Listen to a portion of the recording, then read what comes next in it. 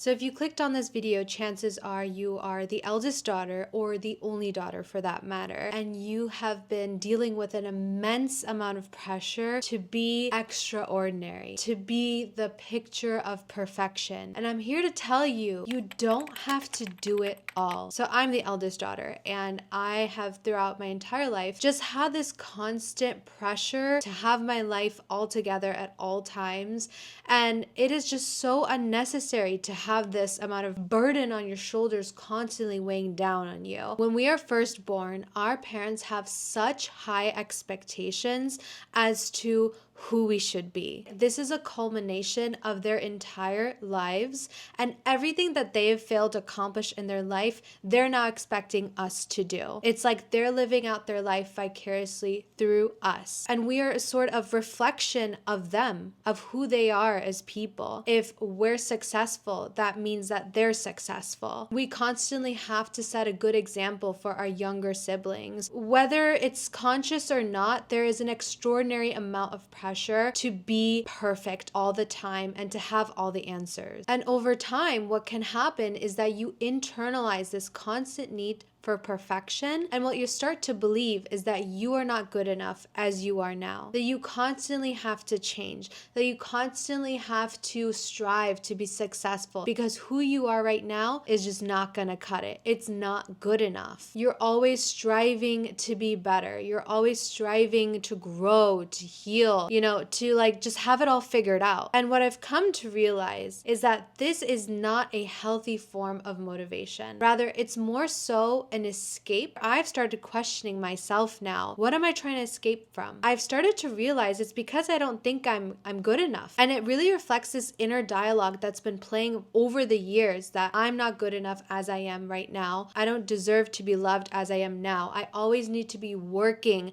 for my parents' appraisal. I always need to be working for people to love me. And, especially in school, you constantly have to work hard, get the good grades, and then your parents will love you. Growing up, love was always very conditional, and I don't blame my parents for this, Of course, if you don't have unconditional love for yourself, how are you going to provide that to your children? How are you going to provide that to other people around you? So when you grow without unconditional love, you start creating these conditions for yourself. Oh, I'll start being happy with myself once I lose X amount of weight. I'll start loving myself once I become successful and rich and I'm a millionaire. I'll start being happy once I'm financially free. I'll start being content with my life once I achieve ABCD, all of this stuff. I constantly have to be working towards something in order to just feel valuable as a person. And I have this desire to just be extraordinary all the time. It can never just settle for my life as it is now, because right now is not enough. I genuinely think one of the most important goals of our life is to find unconditional love. And honestly, it's so rare and it's so beautiful. Unconditional love. To love without any condition. To love someone as they are, without seeking any changes, without trying to manipulate anything, to just love someone as they are, as they exist. And that is so difficult because if you don't have it for yourself, how are you going to provide it to other people around you? So I've been really trying to work on my inner dialogue. Anytime I find myself thinking, oh, I have to be productive, I have to do this, otherwise I'm not going to be happy, otherwise I'm going to be so upset with myself, I remind myself, you are enough and you don't have to be anything. You don't have to be anyone. I am here with you as you are right now. You could literally be living under a bridge in a box without anything to your name, and I would still stand by your side, and I would still be here for you. That is unconditional love. And this way of thinking serves as a safety net throughout your entire life, because there's always going to be ups and downs. There's always going to be moments where, you're just going to be really going through it. But as long as you have this foundation that you will be there for yourself, that you accept yourself through all conditions of life, you could truly withstand anything. True unconditional love towards yourself is accepting you through all phases of life. I used to look at my past and like literally be so embarrassed and hate that version of myself.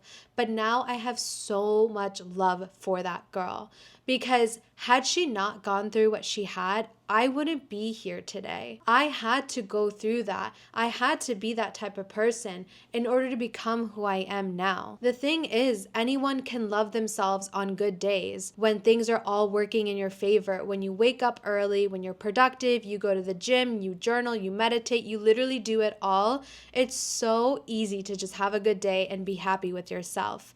But it's during the hard days when you feel hopeless, when you don't feel like getting out of bed, when you just feel like ruining it all and sabotaging yourself. How you respond to yourself during those moments is a true reflection of your character. It's a true reflection of your healing. Having kindness towards yourself, giving yourself grace during the moments where you may not feel the best, where you may look in the mirror and you don't like what you see. Trying to be nice to that version of yourself is so important.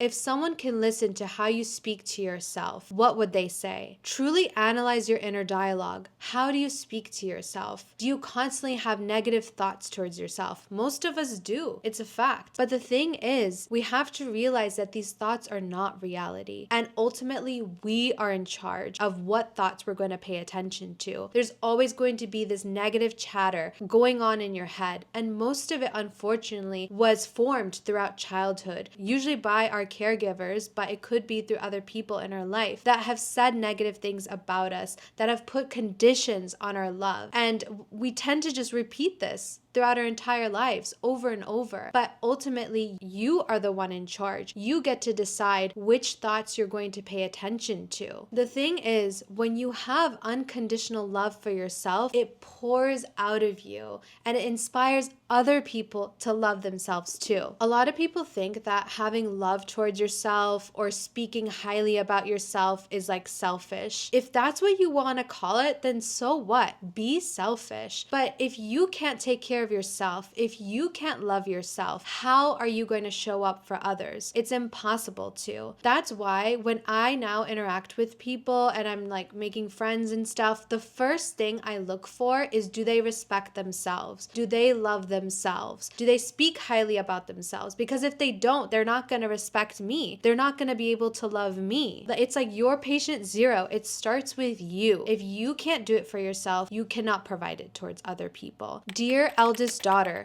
stop depriving yourself of unconditional love. Crazy thing is, I used to deprive myself of unconditional love. I knew how to get it. I knew how to speak to myself, but I was scared that if I were truly content with who I was now, that I would lose all drive and motivation to be better, to change my life. And how sad is that? Since when has self-hatred ever gotten us anywhere? What if this negative dialogue, what if this self-hatred was the blocker that's getting in the way of us achieving our dreams and our goals? What if we started loving ourselves? How far would we get in life? Why use self-hatred as temporary fuel when we can use unconditional love to quite literally carve out a path for our success? You can do both things simultaneously. You can love yourself and still want the best for yourself and still have goals and dreams. You can do those both simultaneously. But it's so much harder when you're beating yourself up, when you're so negative to yourself the entire way. An example is when you're trying to lose weight, okay? I find personally, and I think a lot of people can relate to this, when you don't like who you're seeing in the mirror and you know, maybe you put on some weight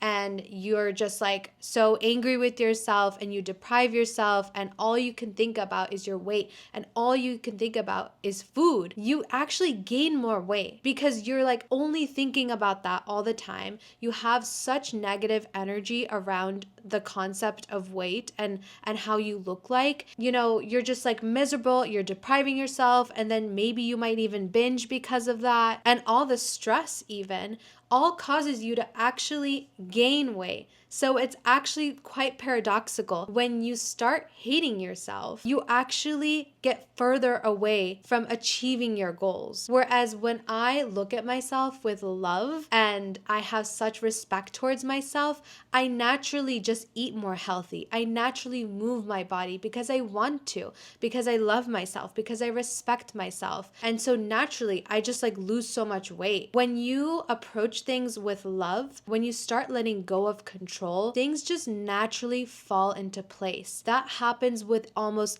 everything in your life. The more you think about something, the more you stress about it, the harder you try to control things, the further you push yourself away from actually attaining those goals. Here's the thing, you don't have to do anything to prove your value. You don't have to achieve anything to prove your worth. The mere fact that you exist is proof alone that you are incredibly valuable. You are quite literally a living and breathing miracle. The chances of you existing are like, I have to look this up. 10 to the 2,685,000th. I don't even know. The chances of you existing are so infinitely small that you have to believe that there is a reason why you're here. You are valuable. You were chosen. There could have been billions and billions and billions of other options, but no, you exist in this world. You don't have to do anything to prove that you earned this spot on this earth. Dear eldest daughter, you don't have to control everything around you. I know that especially if we grew up in a chaotic household, we have this constant need to control our environment so that we can feel stability, so that we can feel in charge. But you can let go of these defense mechanisms that you have built growing up. The thing is, over time, we develop a lot of defense mechanisms. We develop a lot of survival tactics because when we were young, when we were 7 years old, being in control of everything was super important. It helped us protect ourselves. At that time, it made perfect sense why we acted in certain ways because we had to protect ourselves. But what we fail to forget when we are adults is that we don't have to keep acting this way anymore. We can let go. You no longer have to be in control of everything. In fact, what if I were to tell you that you trying to be in control of everything is the exact thing that is getting in the way of you achieving your goals? Trust the process. Trust that what is meant for you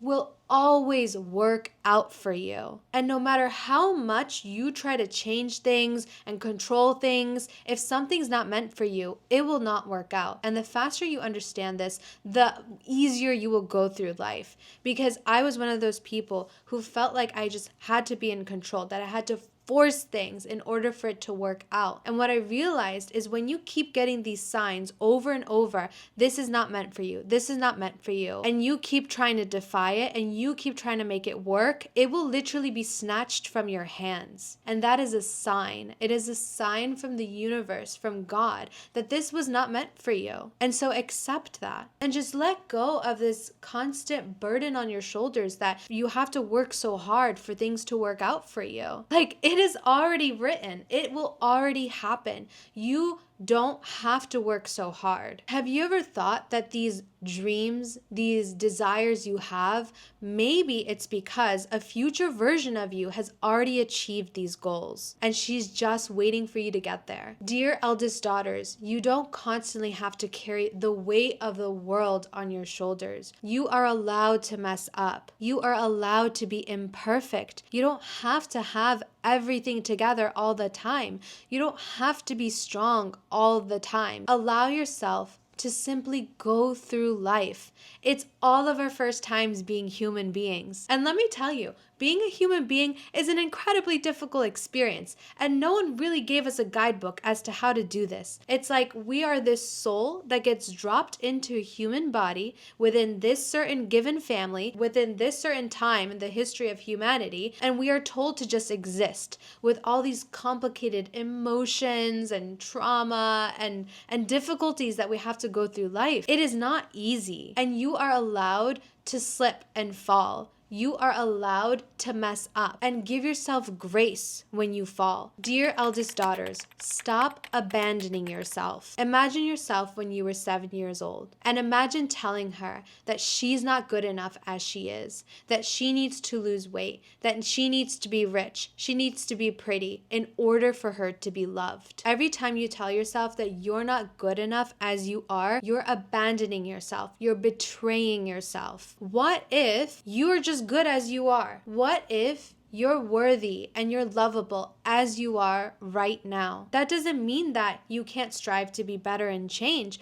but you can do simultaneously both things. You can love yourself as you are now and still strive to be the most authentic and best version of yourself. You know, people keep selling this vision that in order to be successful, you need to be rich, you need to be beautiful, you need to just like have your life figured out and have this like perfect routine where you wake up at this time, you work out, you eat healthy, you do all this perfectly, and you live this like influencer lifestyle in order to be successful. But let me tell you, that is not true success. True success is taking any situation that you are currently in and being content with it and finding peace with it. That's where true success is. Because we are never always going to be 100% all the time. Life is always up and down. It's always undulating. And I think like social media especially sells this lie that we are 100% on our A game all the time. Things are always perfect and life is this like linear progression where you're always just going to be getting better and better. That's not how it is. I hate to burst your bubble, but you are inevitably going to fall. And how you catch yourself, how you respond during those moments is a true reflection of your healing. So if you made it this far into the video, chances are what I'm saying are really resonating to you and to your soul. And what I ultimately want to help you do is tap into the most authentic, beautiful version of you, because we need that. We don't need more dupes. We don't need more people trying to be someone that they're not. On this channel, I'm never going to sell you lies on how to be someone you're not, because she is enough as she is. So I hope this video helps, and I'll see you guys in the next one. Bye.